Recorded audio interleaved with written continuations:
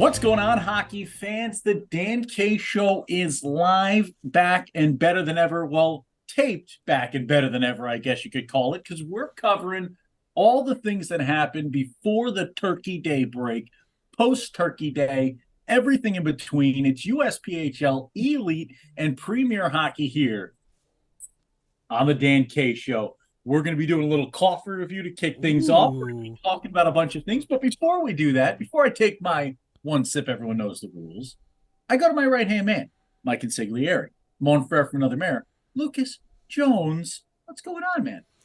We're just living the dream here in New Jersey. The temperature has climbed to just 40 degrees, which means, of course, Golf Lucas has been activated. Going to try to sneak out a little bit today. Going to go try to hit a few because, Dan, we've got a charity scramble that's coming up in the month of December. We've got a couple more golf rounds that are going to be coming up in January for that Tampa showcase. I got to keep my swing fresh, or at least as fresh as it's going to get. Yeah, and I hope no one makes the mistake I made the first time I was invited to a charity scramble. I brought way too many eggs. I had thought that we were kind of scrambling for charity. Thought you were helping. I thought I was doing a good thing. I thought a good deed. I was like, they must be paying so much money on eggs for 120 people to come out and scramble. No, scramble golf tournament. You go out there, 4 folks in your group. Everybody hits a golf ball. You pick the best golf ball. You play for the next one. It's a great sport. Oat milk, peppermint, holiday seasonal latte. Little mocha in there too. You don't really strike me as a peppermint guy, so I'm interested by this. I hate peppermint. I'm going to be honest with you. My least favorite thing in the world is a Thin Mint cookie. I will buy Thin Mint cookies out of stock solely to throw them out. If I do bump into a group of Girl Scouts selling cookies, I'll buy all the ones I want, but then I'll also buy the Thin Mints. Just say, no one needs these. Get rid of them. Throw them out. The only thing they do, they just help keep your freezer a little bit colder. You just keep them up there. Here's a question for you, Dan. What is your favorite Girl Scout cookie? Oh, what's the name of that one with the little cranberries in them? I really like that. But I would say it's probably the tag-along. I think the tag-along's got to be the go-to. Samoa's, when I was a younger lad, I liked the Samoa. But I've kind of grown out of the Samoa. It's a little too much caramel. My review, you best like a Thin Mint. This is a Thin Mint in a can. For people who like Thin Mints, I'm probably telling you it's like a 9.9. These, La Colombe, I'm telling you, this is a guy who understands his coffee, based out of Philly. His wife, the anthem singer for the Philadelphia Flyers. I got hooked on this stuff when I worked for the Flyers a long time ago. I was a younger lad then as well. I was in much better shape. Well, if you don't like them, save them for me because I'm a big Thin Mint guy. Well, we got a bunch of them here. You can come get them when you come down for the charity scramble. Don't bring eggs. I'll have the coffees. I'm going to tell if you don't like peppermint like me, it's a 5.7, but what I will tell you about their lattes in a can, it's actually frothy. When you open it, it releases air through the coffee from the bottom that they trap, and it creates the frothiness. Feels like a latte you just got hot off the presses. I don't like peppermint, but I'll take it. Lucas, let's get into hockey. Let's get into hockey. We've got a couple of fun stories from around the league. Obviously, just coming out of Thanksgiving break, not a ton of hockey being played over those few days. December going to be a big month for a lot of teams. Before we get into that, we want to go to the Premier Atlantic Division. The Connecticut Junior Rangers and Wilkes-Barre Scranton Knights, sitting at 38 and 34 points respectively, have had some pretty good last 10 games. They're in a battle for first. But if you look behind them, in third and fourth, you see 2 teams you might not have thought would be there if you look at their standings from last year. But the Hershey Cubs and the Elmira Impact have very quietly put together an incredible start to the season. The Hershey Cubs 10-0 in their last 10. That includes a trip out to the Detroit Showcase. So that's showcase hockey in there as well. Elmira Impact, same story. 8-2 in their last 10. Also a trip to the Detroit Showcase. We got to see them a couple of times. Dan, both of these teams, so impressive this season. Yeah, and Lucas, you gotta love this Hershey side first. Let's start there. From the Boudreau family running this thing, Crystal Boudreau, the GM. You got Brady behind the bench. You got Bruce coming out and skating with them once in a while, giving these guys the time of their lives, the opportunity to skate with a guy who's a cup winner, who's an absolute beauty. Like, this organization David Cook leading the way right now with 22 points, 13 goals, 9 assists. Carson Graney, William Machete. Like this is a team that can just get it done. I like it. He's called a Machete. I just made up a new name for this young man, Machete. Sorry about that, babe. And then Marc Antoine Nadeau, a goaltender who we loved last season, in net with these guys. This is a tough team to deal with, Lucas. This is going to be a deep squad. We even got my boy Bryce K on there, who this is a guy who, we talk about just the vitriol that can come at us sometimes as the Dan K show. Just because this young man's built a social media following for himself, the amount of people I got to see chirping this young guy, like, guys, eyes on your own test, right? Don't look in the bowl next to you to see how much food the guy's got. Look to make sure they got enough. That's what we should be doing. It should be King supporting Kings, ELE. Bryce K, baby, tearing it up. This kid's putting in the work each and every day to get his time on the ice. Keep battling in Hershey. We love it. Enough of the people with stat lines that look like binary code 101 talking trash on other hockey players. Stay out the room if you ain't got nothing good to say. Love the work going on in Hershey right there. Then you go to Elmira, Lucas, and the story has been Philip Tomacek, right? How great he is. But let's not forget Lex Roldan, Robbie DiSilvestro, Cameron DeForest. These guys are the good. They're that good in Elmira. This impact team, legit as well.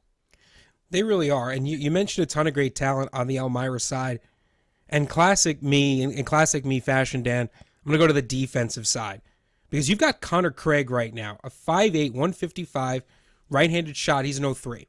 22 games in the season, 33 points, only 8 penalty minutes. This is a disciplined defenseman with an absolute beauty of a headshot. Not just in quality from Elmira, but the flow on this kid is absolute perfection. Dan, he is also riding a 1, 2, 3, 4, 5, 6, 7-game point streak, with 4 of those games being multi-point games. This is a defenseman who gets it done offensively. He gets it done defensively. And you know why he's so dangerous? He's very rarely in the penalty box. Yeah, and how about number 12, Dario Fisa, my favorite name to say. This is a guy from Italy who just tears it up. He's got a balance in scoring we talked about. 9 goals, 9 assists, 18 points. This guy can get things done. This team right now, Philip Tomacek with 5 game winners on the year. How about Ethan Ross, 11, 11, and 22 on the year? He's got 3 game winners himself. 16 power play assists on the year for Lex Roldan. This team is rolling right now.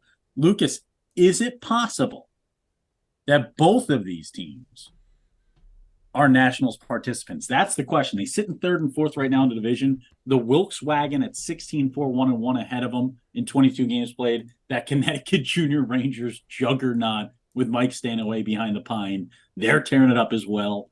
Can both or either of these teams find a way to punch a ticket to Nationals? Well, I think December is going to tell the story for both of these teams. For Hershey, you've got 6 games, 2 against Brooklyn, 2 against Elmira, so that'll give you a little bit of a look, and then 2 against PAL, a team that, while they've had some ups and downs, are a very good, very well-constructed team. For the Elmira Impact, they're getting more of a tour de force here. 2 games against the Jersey Hitmen to start and end the month, 2 games against the Rockets Hockey Club, 1 game against the Utica Junior Comets. I think both of these teams, if they want to make the case for themselves that they're going to make it to Nationals, they have to clean up in the month of December. They got to keep these winning ways going. And then once January rolls around and you get these very high-profile games as 2 teams who theoretically are coming off huge winning months, it starts to be more apparent, I think. But I certainly think there's a path for both of these teams to make it. Listen, at the end of the day, you got to do 2 things. Make your regional playoffs, win a couple of hockey games. That's what it comes down to. Hey, Lucas, it's like when you have your second kid, more apparent. Guy takes 1 sip of a latte and gets absolutely fired up. Come on, baby, let's go. These guys might just see themselves towards the top, towards the precipice of Mount USPHL Premier Power Rankings next week, next Thursday. Dan K Show Power Rankings are back. Watch out for the Hershey Cubs. Watch out for the Elmira Impact. Looking like those 2 might crack the top 20 this month. Lucas, we continue now we toe the line between elite and premier because we talk about a great event. How about the Detroit Showcase hosted in Mount Clemens, Michigan by the wonderful Metro Jets? And not only you talk about running a great event, staffing a great event, putting a great team together on the ice. Sarah Vassar doing interviews, Matt Prier on the play-by-play, Doug Bailey joining us for a bunch of calls. The one game you left Doug and I alone, bad idea. We were just having fun. We were having a heck of a time. I said it's like all the parental figures have left the room and left the two kids with microphones in their hands for the folks at home. Never a good idea, but what a job Stu, the entire crew there, Matt Naiman, Tyler Naiman. Tyler, what a job he did on camera all weekend long.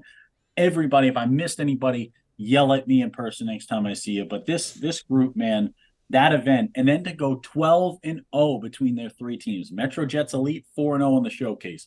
MJDP 4-0 in the showcase. Metro Jets 4-0 in the showcase. A 12-0 showcase.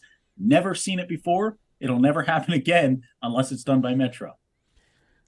Thanks for coming to my house. It was great to see everyone. Now get the heck out, and thanks for the points. Right? It's one thing to run a great event, as a couple teams do around the country. You know, we talk about teams like the Hitmen who do such a good job, Metro do fantastic job, and a couple more events that we have yet to get to. But then you win all 12 games, right? And that's Metro Jets, MJDP, and the Metro Jets Elite Squad. That is pretty impressive. That is putting together, I would say, Dan, roughly, 75 to 85 players who just dominated. All 75 to 85 that were just consistently successful, scoring goals, playing great defense, keeping pucks out of the net, playing great games down to the wire. That is an organizational success, like you said, probably not going to see again unless it's Metro. Yeah, and you look at the division. How about this, Lucas? Metro 9-1-0 in their last 10 on the Metro Jets side in the Premier. They're 14-2-1-0 in a year. 9-1-0 in their last 10. How many points do you think they've made up on Nashville in the last 10? I would say 0. 0, Lucas. That's insane. That's how tough this division is right now. Yep. But Nashville, 22 games played. 5 games in hand for Metro. Just a 6-point difference between the two. So if Metro can go 3-2 in those 5 games they have in hand, they're tied atop the Great Lakes division with Nashville. And I'll tell you what, man, that number 1 seed's so important when you get to the postseason. You do 2 teams get a ticket out of the Great Lakes. Metro, Nashville, and Toledo all look like Nationals level, Nationals caliber teams right now. You don't want to have to play. If you're the 1 seed, you don't have to see the other 2. You got to get the 1 seed. Doesn't matter who does it. Toledo's sitting there with 29 points as well. They all know how important every point is the rest of the way to get the number 1. Yeah, and Dan, on the flip side, imagine being the Nashville Spartans going 9-1 and not putting any space between you and number 2. That's got to be terrifying. 100%. And you look at it, it's going to be a slugfest the rest of the way between all these teams in the Great Lakes division. It's going to be a fun one for us to watch. Lucas, we're going to get to the empty net next. We're going to talk a little about another event we were just at. We're going to talk about the Carolina Cup outdoor game. We're going to talk about just how far away our booth was from the ice and explain to folks a little of the ins and outs and details of how you call a game and the importance of being able to see to do so. We'll talk a little bit about an upcoming event this weekend for Space Corps. And finally, we'll wrap things up by kicking off yet another year of the Holiday Follow Challenge. That starts next week with our Power Rankings Week. A bunch to come next up on the Empty Net. This ad spot could be for you. Promote your team, organization, business, product, or cause with The Dan K Show. Contact us, www.dankshow.com. Use that contact page or reach out to us on socials at @Dan K Show. We'll match you with a sponsorship plan that best fits your needs. Time for the Empty Net. Let's kick things off with another year of the Carolina Cup, another fantastic event at Truist Field Stadium in Charlotte, North Carolina. We had a great time. Both games off and running thanks to the fantastic work of the Truist Field Ice crew. The staff doing everything and then some to make sure both games were played, to give those players the experiences. They were out there watering, they were out there scrubbing, they were out there squeegeeing. Couple of hours worth of delay, but you know what? Can't beat the sun. There's one thing we've learned. The sun is more powerful than anything else. Waited until nightfall. Got it done. But Dan, we had ourselves a little bit of an interesting time seeing the game up there. And I'm going to put a picture of what our view from the booth was like, because we got some comments. Some of you folks loved the game, loved the presentation, loved the view, obviously. And I do want to say a quick thank you to the folks who did comment, you did it the right way. Constructive criticism. We always love that. But this is the view. We had ourselves a tough time seeing the game. Dan, talk about your experience as a play-by-play guy. Yeah, and this is a good lesson for a lot of I know broadcasters that listen along with us and future broadcasters. And I've got a couple who are listening into this week's show as well, who I'll be talking to from a few colleges around the country. I'm doing a little bit of a share with some folks and teaching them about the industry and teaching them how to get better. And one of the hardest things to do in play-by-play is to not see the game. It's tough to do play-by-play, right? And from that distance, you have to kind of balance between the conversational style, which you'll see from even a Doc Emmerich level broadcaster, when the sight lines at an outdoor game drop them back into the upper decks. What they've learned to do in the recent times is to bring the play-by-play down to ice level. So that is what they do in today's world. A lot of times those play-by-play guys are either near the ice or they're brought down to a lower level of the field where they can actually see what's going on in the undertaking. For us, we try to battle through it. And for us, we understand we want to. You don't think I want to be yelling into a microphone, making sure that Lucas isn't on the mic talking or anybody else is talking? Do you think I don't want the spotlight there? I do. I want to be yelling. I want to be screaming. I want to be bringing you guys the most entertaining broadcast you can get every single time out. So we're going to continue battling through it. And you know what? We're ready for next year at the Carolina Cup when we go to the outdoor game to find ourselves a good sight line to see that thing. Yeah, and again, we love that you all were so invested in the broadcast and that you're following along with your teams, you're following along with us. We appreciate, as always, the constructive criticism. We always try to do our best and present the games in the best way that we're able to given the circumstances. But as Dan said, next year we'll be a little bit more prepared. We'll bring some binoculars, we'll get some better sight lines, and we'll continue to improve. And our improvement is again, thanks to the constructive criticism that we get from the folks who are watching. Big thanks to Dan Bradley for coming out and helping us with that presentation of the Premier and the Elite game. He was our stat guy. He was tracking shots. He was tracking hits. He was tracking everything that helped us inform that broadcast a little bit more. We're excited to come back next year for the Carolina Cup Year 3. We can't wait to get it done. Dan, what's next up on the Empty Net?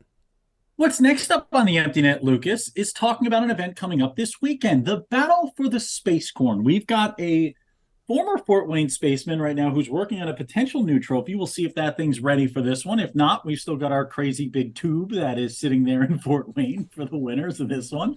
And we'll see if we can find ourselves a rocket to shoot off. But Battle for the Space Corn, it's December 2nd. It's coming up this weekend. Lucas, you're flying into Indianapolis. I'm scooping you up. We're heading on out to the game. This is going to be a fun one. Talk to me about what you expect. 1-0 in Space Corn history. The Fort Wayne spacemen so far, the only ones to ever fire off into USPHL space.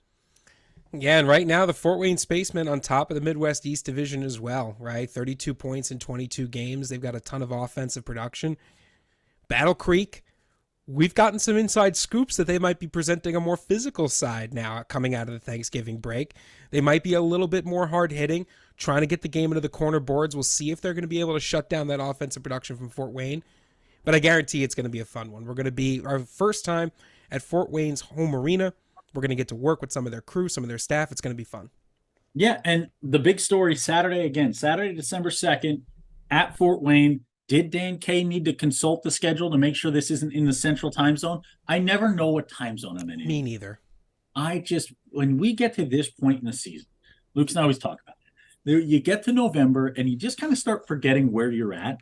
We were in Michigan a week and a half ago, and for some reason I kept thinking that I was in Ohio, and then I was like, that's a big mistake. Dangerous mistake to make as well. Mistake. Then all of a sudden we're driving at one point and I'm like, what state am I in again? Am I in Florida right now? Why is it so cold? And the good thing is the weather reminds me I'm not home, but right now outside 50 degrees. I got my heater on. I'm trying to keep myself warm. I feel like I could go tobogganing outside here in the beaches of Florida. But Saturday night, 7:30 p.m. Eastern, at Saturday, December 2nd. Tune in on Flow Hockey, or if you're in the Fort Wayne area, come out and watch with us. We're going to have as much fun as we can have with it. We're going to make it fun for you guys at home, make it fun for the folks in the building, and more importantly, we're going to make this an experience for the players, because that's what the Dan K Show Cup Series is all about. It is going to be a fun time. We'll make sure to promote that on our social media pages at @the_Dan K Show. Flow Hockey is the place to go to watch. We're going to have some fun social media, some fun interaction. Dan, we've got one more on the docket for the empty The net, docket. and then I've got a secret one. Well, So, I got one more secret one too, and I'm going to ooh, start with mine. It's congratulations to S.J. LeCompte. This is a young man who we had a chance to at least talk to a little bit virtually, and we got a chance to cover for 2 games with the Wisconsin Rapids River Kings. And I know this guy is absolutely battling. We talked about his lunch pail to work attitude when we were calling some games at Mount Clemens Ice Arena at the most recent showcase, the USPHL Detroit Showcase. And LeCompte is just a hard worker. Guy puts on the helmet, just goes to work every day, doesn't ask questions, doesn't complain, lunch pail to work attitude. And he's getting a chance to move up with the Wilkes-Barre Scranton Knights, Tier 2 hockey, NCDC. This guy put in the work, and the work pays off. He's going to bring some good attitude, some good effort, and even more ability to that locker room in Wilkes. Good luck to him with the Wilkes wagon. Congrats to S.J. LeCompte, and another congrats to Paul Peckman, coach and owner of that Wisconsin Rapids River Kings team, who is one of our favorites and one of the best to do it in all the country. You're looking for a place to play, look no further than Wisconsin Rapids. Other than that, Lucas, one more thing for me. Holiday Follow Challenge starts Monday. What is the Holiday Follow Challenge to our new fans or old fans? You all know what it is. An annual competition to bring the Dan K Show to your rink for free, for coverage of your players, for promotion of what you do, and for an awesome broadcast experience anywhere in the country we got to go, any level of the game. If you want to vote for your team, it's hashtag Holiday Follow Challenge with your team name, but don't vote yet. We start Monday. Monday morning we start. You'll see a graphic go out on Instagram, Twitter, Facebook, TikTok, everywhere you get your Dan K Show. You'll see that graphic go out. We'll have the rules yet again laid out on that graphic, and you will start voting for your team to get us out there. Lucas, what do you got? What's your secret one? so there was a little bit of a disagreement this morning in the Dan K Show studios. A little bit of a grammar war went down this morning on the Dan K Show. These happen from time to time as Dan and I come from different grammar sects, different crews, if you will. We roll with different styles. And what happened this morning was, you'll see on the bottom, my name spelled Lucas. Lucas. Easy enough. Now, how would you write Lucas's? As in, Lucas's name is written this way. I have always written it as Lucas apostrophe. The second S not needed. Right. The double S, clunky, unnecessary. And explain to the young folks at home what format that would be. So that is a modern format that brings together an alternative form of the MLA style. So MLA and AP and Chicago all require the use of the apostrophe S when in this situation, right? So all of the formal writing formats require the use of the apostrophe S. However, it has become more acceptable in modern times to leave off the apostrophe S if the font you're using in design makes it appear too clunky. And the fonts that we use in our brand kit are very clunky. Can I now jump in and explain why you were completely wrong because of the subject matter you cover? Ladies and gentlemen, for any of you interested in going through journalism classes, going into a career in journalism.